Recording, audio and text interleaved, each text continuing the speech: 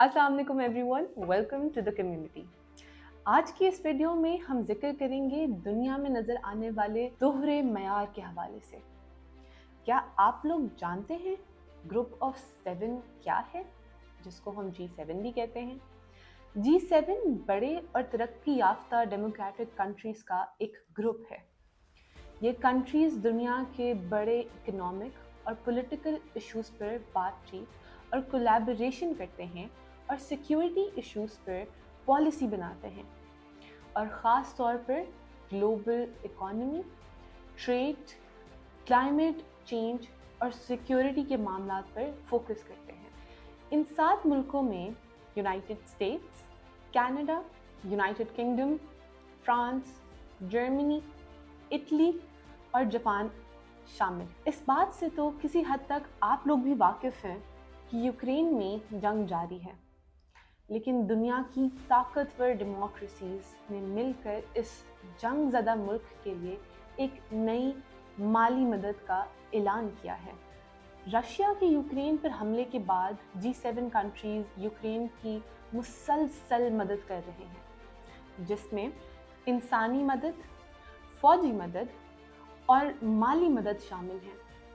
अब वो यूक्रेन को सिर्फ जिंदा रहने में ही नहीं, बल्कि इसकी दोबारा तामीर में भी मदद देने के लिए एक नया स्टेप ले रहे हैं।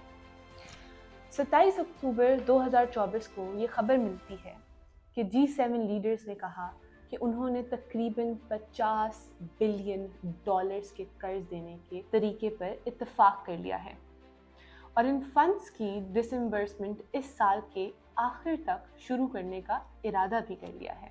G7 के लीडर्स ने कहा है ये कर्ज मुख्तलिफ चैनल्स के जरिए डिसबर्स किया जाएगा ताकि यूक्रेन को बजट, मिलिट्री और रिकंस्ट्रक्शन में मदद की जा सके। ये ऐलान उस वक्त किया गया जब दुनिया के फाइनेंशियल लीडर्स इस हफ्ते वाशिंगटन में IMF और वर्ल्ड बैंक की मीटिंग्स के लिए जमा हुए।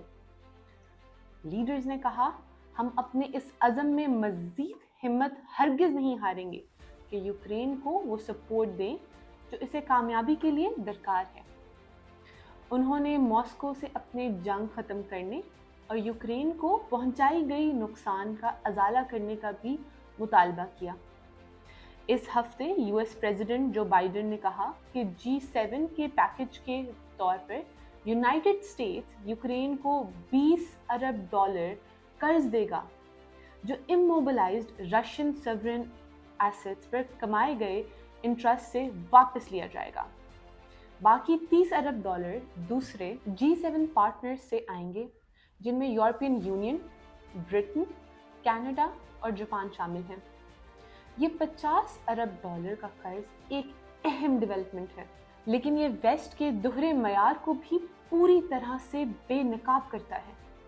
जहां एक तरफ G7 कंट्रीज यूक्रेन की मदद में हर मुमकिन कदम उठा रहे हैं, वहीं दूसरी तरफ पैलेस्टीन के साथ उनका रवैया मुख्तलिफ और अफसोसनाक है। इजराइल के हाथों फ़लस्तीनी लोगों पर दिन रात जुल्म हो रहा है, उनके घर उजाड़े जा रहे हैं, मासूम बच्चे शहीद हो रहे हैं और पूरी कौम अपने वजूद की जंग लड़ रही है। लेकिन वेस्टर्न पावर्स इस सब पर आंखें बंद किए हुए हैं, जैसे उन्हें इन मासूमों का दर्द महसूस ही नहीं होता। ये दोहरे मयार और ये बेहिसी साफ जाहिर करते हैं कि वेस्टर्न कंट्रीज सिर्फ अपने फ़ायदे और मफादात के लिए ही एक्शंस लेते हैं। इंसानी हकूक़ और इंसाफ उनके लिए बस खोखले नारे हैं। फ़लस्तीन के लोग भी इंसानियत का हिस्सा हैं, लेकिन उनके दुख और तकलीफ पर वेस्टर्न पावर्स खामोश तमाशाई बने हुए हैं, जैसे उनकी ज़िंदगी कोई कीमत ही नहीं। ये दोगलापन सिर्फ इनजस्टिस नहीं बल्कि इंसानियत के साथ एक बड़ा धोखा है।